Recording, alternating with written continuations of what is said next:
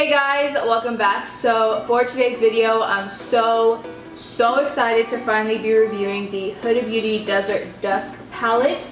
This is what it looks like. This is her second eyeshadow palette, and I was so excited when it came in the mail yesterday that I went ahead and opened it and played around with every single shadow that is in this palette. The reason that I didn't want to do first impressions on this palette is because some of the pigments and some of the shadows have specific purposes and they work best in certain ways. So I wanted to kind of put those to the test and make sure that they do work that way, or if they work in any other way better, then I could let you guys know.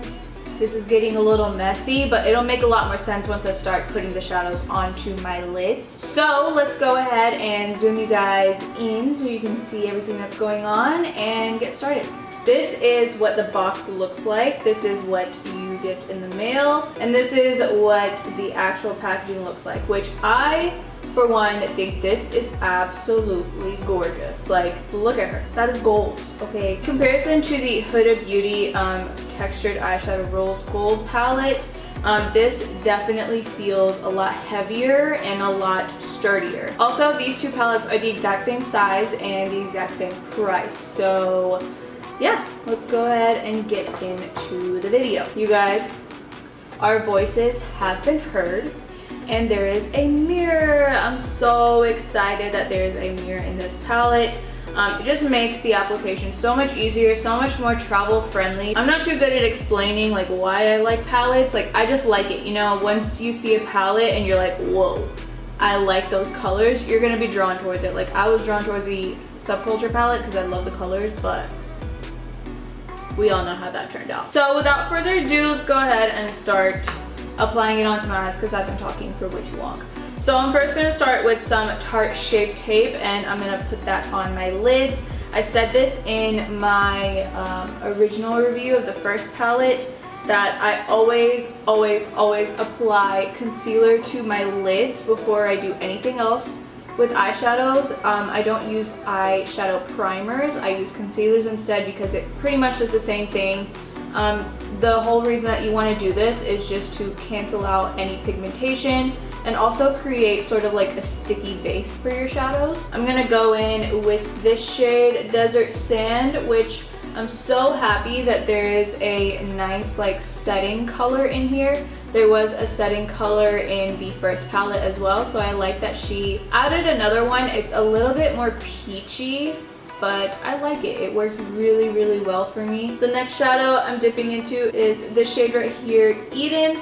You guys probably can't tell from that far, but there is a teeny tiny bit of kickback, but it's nothing like super crazy. I just wanted to kind of point that out though. So I'm gonna take this shadow and apply it all over the crease and really just blow it out. Like, I want this color everywhere. So my camera just cut off. I don't know what I was saying. I'm pretty sure it was somewhere along the lines of telling you guys how effortlessly and beautifully this color just glides onto the eye. Like, I don't know if you guys can tell. Okay, now I'm gonna be taking the shade Amethyst, and I'm gonna go right below that shade that we just applied. And this shade, I noticed, does take a little bit to build up the color. But what I absolutely love about every single shade in this palette is that the color that you see in the pan right here, like you see this vibrant, beautiful purple, that is the purple that you're gonna get on your lid, which is why I absolutely adore this palette. And I'm so glad that she was able to achieve that because, you know, I see this color and I want it, so I'm getting it. And I'm glad. So now I'm just kind of slowly building up that color, not going all the way as high as we went with that Eden color, but I'm gonna take it directly below it, but still stay in the crease. And I'm also kind of fanning it out just a tiny bit.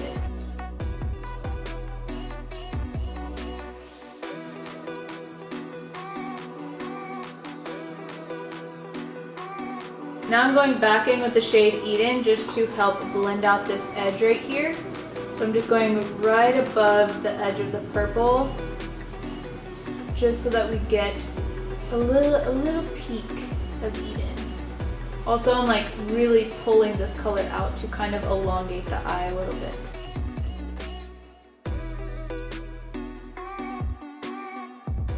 Alright, so I'm going to leave the crease alone for a little bit, and I'm going to take this shade Royal, which is just a basic shimmery purple shade. And you want to dip into these really lightly because they're very soft and very softly packed in there. And they're so pigmented, so you don't need a lot. Like, you don't need to go digging in this palette. Just, you barely need to touch it and you're going to get full on pigmentation. But I'm just going to focus that onto the lid. I'm going to go on top of this with another shade, which is just going to completely transform this look. But for now, I'm just going with Royal.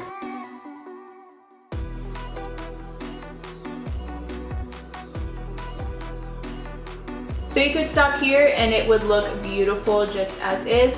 But I do want to amp up this look just a little bit more. So I cleaned off the brush a little bit. And now I'm taking this shade called Twilight. And she did define this as a topper, so you're supposed to go just on top of any other eyeshadow, which is why I laid this shadow underneath so that I could go on top of this. I also think that she said to apply this with your finger, but I do want to show you guys how it applies with a brush because I used it with a brush yesterday and it applied just fine. And if I'm not getting the intensity that I want, then I will go in with my finger and show you guys that way as well. So let's go ahead and dip into Twilight. And it just adds like this sheen. Like, you see the difference? It just adds like a wet look. And it just adds like another dimension to it, if that makes sense. So I'm just going directly over where I applied that purple color.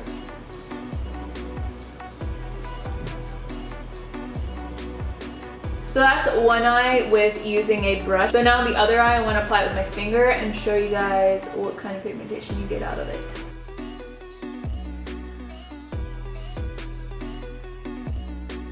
That is both of the eyes side by side. I will say that you get a little teeny tiny bit more pigmentation, but it's not anything too crazy. So if you're like completely anti using your finger on your eye, you will get by just using a brush. I'm sure you'll be fine. But if you don't mind using your finger, which is how they're best applied, then go ahead and use your finger because it does apply beautifully. And as I said when I reviewed the first palette, I don't care to use my fingers. You know, I will if I have to. And if you really, really want this palette, then you will use your fingers and you won't care what you have to do. But I'm gonna go ahead on this side just to kind of get them nice and even. And just because this color is kind of drawing me in, I want to go in with the shade Retrograde, which is just a little bit of a purpley, silvery, bluish, pinkish color. Like, I don't even know how to explain it. Like, it's so pretty. But I'm just gonna go on top and see if that does anything, which I'm not really seeing any difference. Okay, so I think that just made it a little more on the purpley blue side, which I'm not mad at. So pretty. I love it. I'm gonna take this shade, which I have no idea how to say this, but I'm thinking it's Oud, something like that, but it's like this chocolatey brown shade. And I'm just going to apply this to the outer V, or this outer corner right here, just to add a little teeny tiny bit of dimension. So I don't know if you guys can tell, but it just adds a little bit more dimension and makes the purple pop a little bit more. And really quickly for my brow bone and inner corner, I'm gonna take the shade Angelic and Nefertiti? I know it's not Nefertiti, but I'm just going to apply those two shades to my brow bone.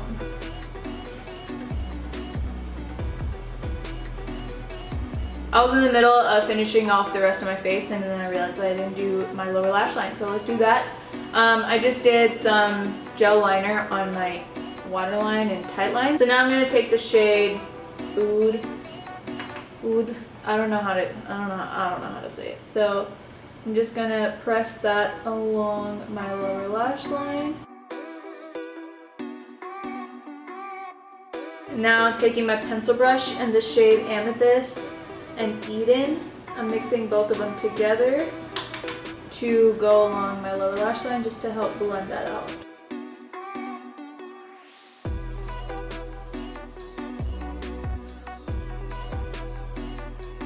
Alright guys, this is the finished look. I was gonna put on some false lashes, but I wanted you guys to be able to see the eyeshadow since that's, you know, the topic for today. So really quickly, I want to go through like the whole palette and just show you guys swatches of every shade and everything, and tell you guys a little bit more of the different textures and different types of shadows in here, because they are very specific on how you're supposed to use them. So I just wanted to kind of inform you guys, just in case you are looking to buy this palette, that you know exactly how to use it so you don't get disappointed just because you used it wrong. You know what I mean? So when you turn the palette around, you see this little description right here, and it says that there are 18 shadows in 4 ready to layer texture. It says that there are 8 buttery mattes, 6 pressed pearls, 3 duochrome toppers, and 1 daring glitter. So the 8 buttery mattes are Desert, Sand, Musk, Eden, Amber, Oud, Amethyst, Saffron, and Blazing. And my opinion on these is that they're so pigmented, they're so soft and creamy and buttery and easy to use. They're really, really pigmented. I will say though, when I was doing this look right here, I noticed that Eden was a lot softer and butterier, and it was a lot more pigmented than Amethyst. Amethyst, I sort of had to keep packing on the shadow to get the full pigmentation, which honestly I'm not that mad at, because Eden is a very forgiving color. It's very light and you can sort of wipe it away and kind of disperse the color if you don't like it. But with Amethyst, if you put too much at one time, it'll be really hard to blend that shadow out. So I kind of like that it's not as pigmented, if that makes sense. Next is the 6 pressed pearls, which is Blood Moon, Royal, Turkish Delight, Cashmere, Angelic, and Nefertiti. And these shadows are very softly packed as well. They're very, very pigmented and very, very metallic. You definitely don't have to dig your brush in there to get the color payoff. You literally just have to tap into it, kind of swipe your brush in there and swipe it on the lid. I did get a little bit of fallout, but it wasn't anything crazy, and it came off very easily. Like, it didn't leave like those streaks sometimes that they leave. So I like those shadows. Next is the 3 duochrome toppers, which is Celestial, Twilight, and Retrograde, which you guys saw me use in today's video. You definitely just want to lay something underneath and then put these toppers on top, obviously, so that you get a really nice color payoff, and they really just kind of reflect. Like, as I'm moving, you're seeing all kinds of colors. And finally, the last shade in here, and the most controversial shade in the entire palette, is the shade Cosmo, which is just a pressed glitter in this palette. I do want to say that it is very, very, very loose. You cannot dig your brush in there or it will literally all crumble and get everywhere. So be very careful with this. The best tip I can give to you if you want to use that shade is just lay down a glitter base or like a glitter glue, and then just go right on top just as you would with a loose glitter, and it'll work perfectly fine. I did use it yesterday and I just mixed it with a little bit of MAC Fix Plus, and that worked just as well.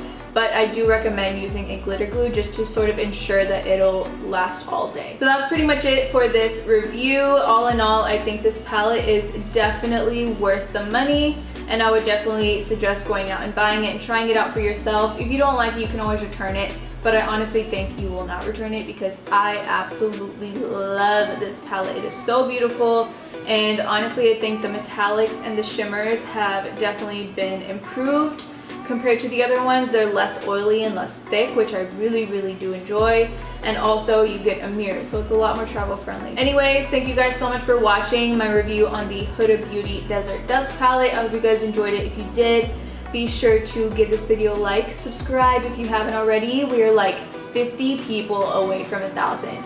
And I assure you, when we get to 1,000, we will be having a giveaway. I don't know exactly what I'm going to be giving away, but it's going to be good. So definitely be sure to subscribe and follow me on all my social media, because I will probably be announcing the giveaway on those platforms. Anyways, thank you guys so much for watching, and I will see you guys in my next video. Bye guys.